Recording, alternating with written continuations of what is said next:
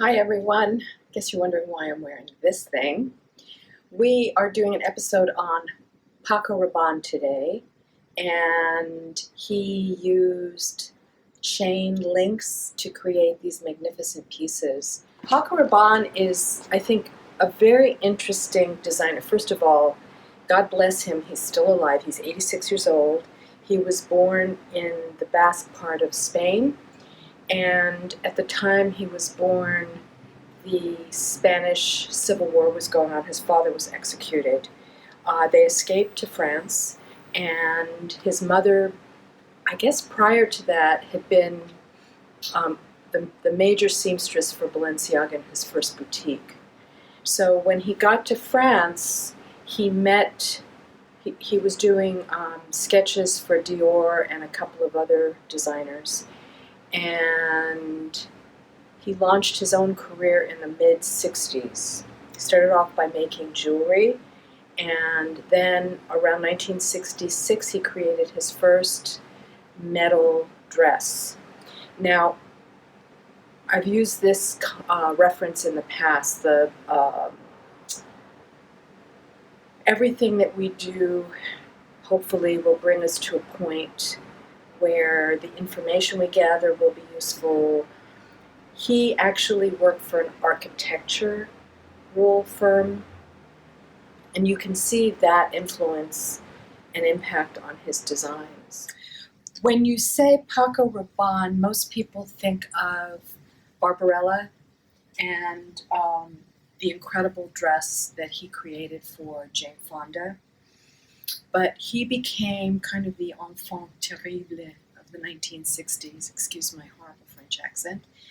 And he became so popular, but his pieces were expensive because they were all put together by hand. So very cleverly, they came up with an alternative, which was a kit for people to make their own Paco disc dress. The good Paco dresses are made with a heavy plastic, which survives dancing and sitting and all kinds of things, but the thinner plastic tends to split and crack. So this is one of the dresses that was made by the kit. The kit would come in a clear plastic suitcase. I think they sold for about $100, and it would come with these metallic plastic circles and then rings. So you could design it really any way you wanted. This one is with peekaboo around the midriff. Very sexy, very 60s. But my best Paco piece is this one which is aluminum discs in a matte gold and a matte aluminum.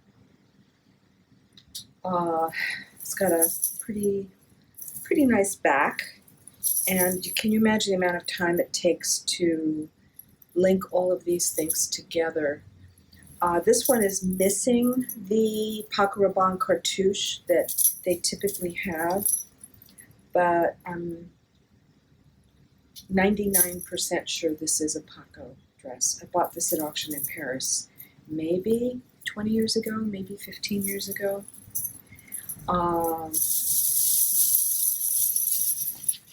And then the rhodoid, which is the heavier plastic,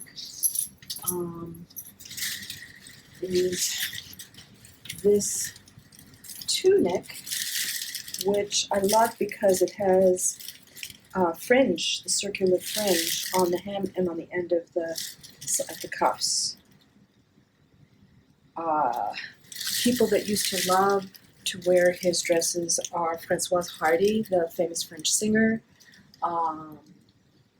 He had a large celebrity clientele because they could afford it. And you'll see museums having these pieces in their collection. These two pieces are earlier, and I think they were experiments. Once again, purchased at the very reputable French auction house run by Dominique Chambert and Chambert Sternbach. And this is basically chrome rings that are linked with unusual kind of textured rings. I think this is an earlier one because it's smaller chrome rings that are not linked with round, like jewelry links, but they're connected with, looks like string or shoelace. This one does have a Paco Rabanne cartouche, and it has these fabulous flip closures. And I think this one is definitely mid-60s. It's not in perfect condition, but it's in near perfect condition. There's a break on the thread here, and we can't have this hanging for a long time because it's heavy. So the stress that it puts on the shoulders is not good. But this is an adorable mini dress. And moving right along, you know, the hat that I had, the headpiece that I had when we started this episode is a costume meant to emulate like King Arthur and clothing that was worn by knights. This thing weighs probably about 20 pounds, 25 pounds. You can see where his inspiration came from. It's a wonderful handmade chain link tunic. Can't imagine how long that took to make. And then this pink one, I believe, is also a kit piece. It's a vest with jewels in between the connector. It's very Goldie Hawn, I think. We've had three-piece shorts, vest, and choker in the past in vibrant colors. And over the years, when I see good Paco pieces, contemporary Paco pieces don't float my boat as much. Sometimes you'll see a very simple, slight A frame dress where the sleeves are made out of a mesh. And think about designers after Paco Rabanne launched his career, like Anthony Ferrera, for example, who did these killer, and still does these killer mesh pieces. Or Michael Schmidt, who, think about Tina Turner in her somewhat shredded mesh dress. So Paco Rabanne is inspiring a whole new generation of designers, and they're creating things that are derived from his original concept. One other thing I wanted to show you, we're not sure if this is Paco.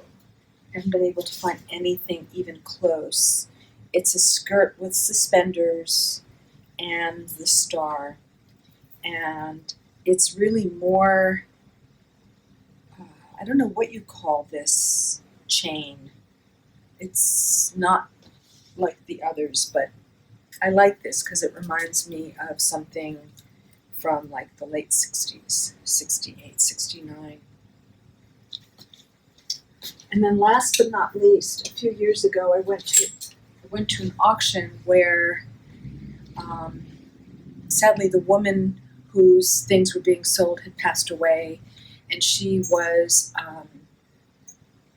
a consultant to Gianfranco Ferré, and she would frequently go to Burning Man, and she would commission artists to create her costume to wear at Burning Man.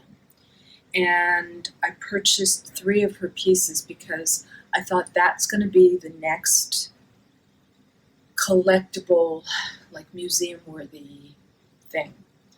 I almost immediately sold one to a high-profile designer, which he used for inspiration, and it was so cool to see my piece, the photograph of my piece, and then to pull up his runway pieces.